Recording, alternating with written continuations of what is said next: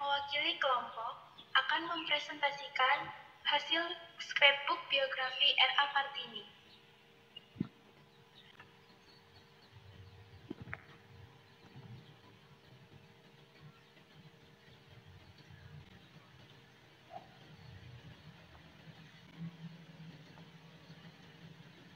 Nama kelompok 1. Akshanti Syilpita Nayasa 2. Anna Selvi Anjani 3. Charesta Deria Miftahul Jannah 4. Ivyana Anindita. Adalah struktur biografi R.A. Kartini. Orientasi. Raden Ajeng Kartini atau R.A. Kartini adalah seorang perempuan asal Jepara yang lahir pada 21 April 1879. Kartini merupakan keturunan bangsawan. Oleh karena itu, gelar Raden Ajeng disematkan kepadanya. Kartini merupakan putri dari Raden Mas Adipati Aryo Sosoningrat dan M.A. Ngasirah. Ayah Kartini adalah Bupati Jepara saat itu.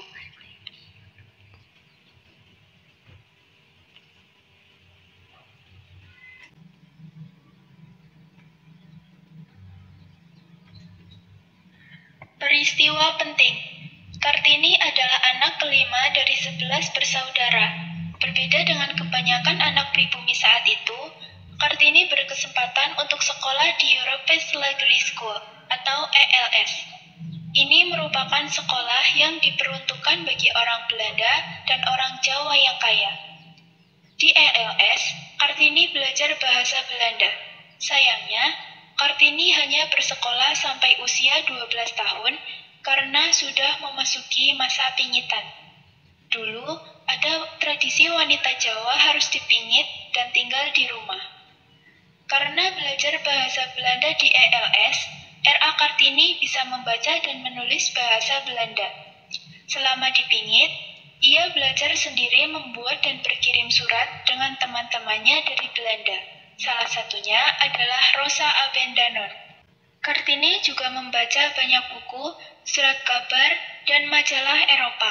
Seperti istilah buku adalah jendela dunia, Kartini jadi tahu cara berpikir perempuan Eropa yang lebih maju dan bebas dibandingkan perempuan pribumi kala itu.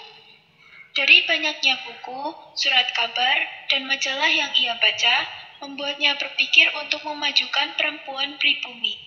Karena di masa itu, perempuan pribumi tertinggal jauh dan memiliki status atau stratifikasi sosial yang rendah. Menurutnya, perempuan pribumi harus mendapatkan kesetaraan, persamaan, dan kebebasan.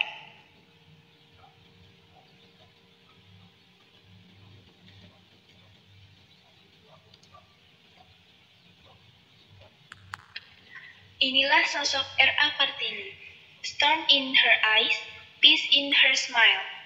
Badai di matanya, kedamaian di senyumannya.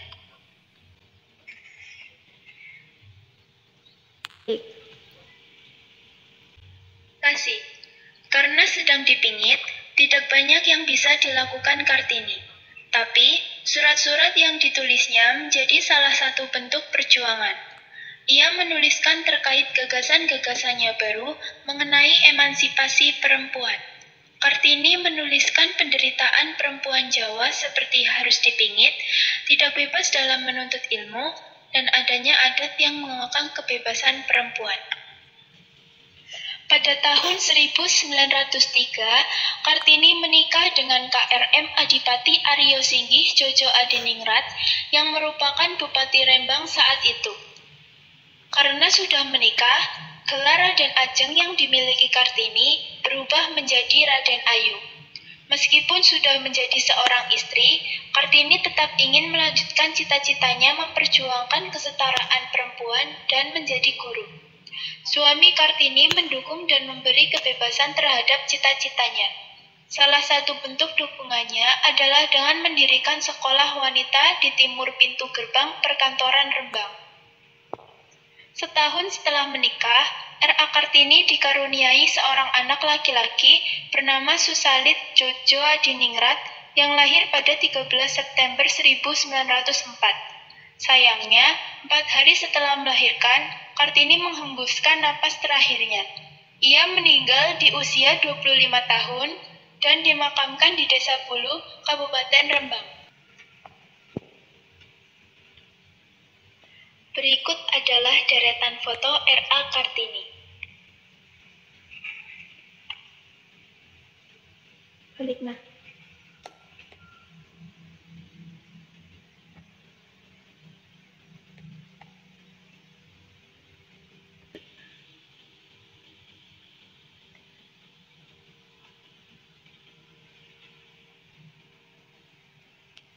Resolusi.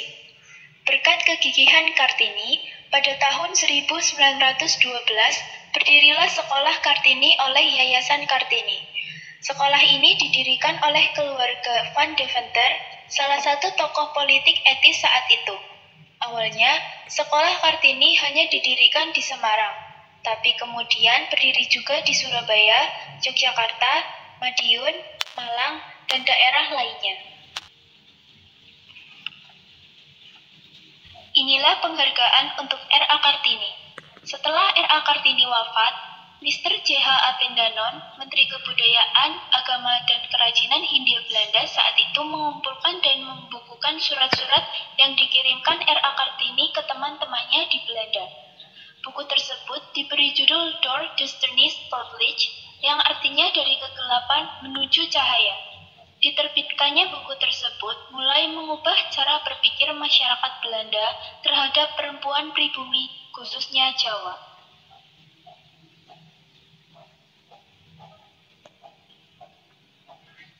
Pada 2 Mei 1964, Soekarno mengeluarkan surat keputusan Presiden nomor 108 tahun 1964 yang berisi ketetapan bahwa Kartini adalah pahlawan kemerdekaan nasional.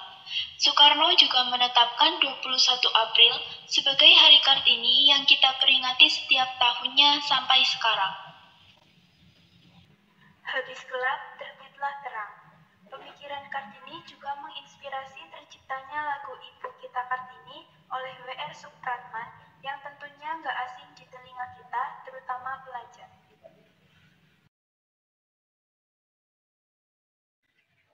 Inilah nilai-nilai yang terkandung dalam biografi R.A. Kartini. 1. Nilai kemanusiaan.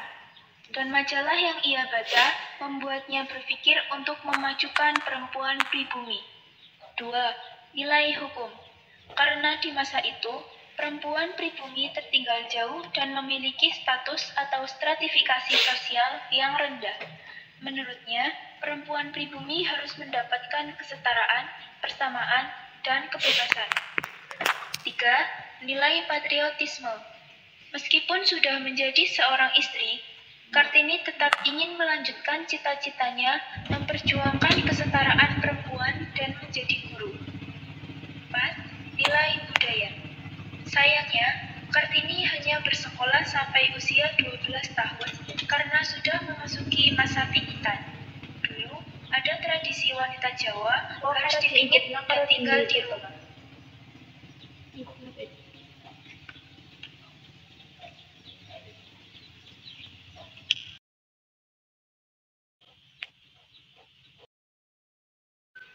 Berikut adalah kata-kata penutup dari kami.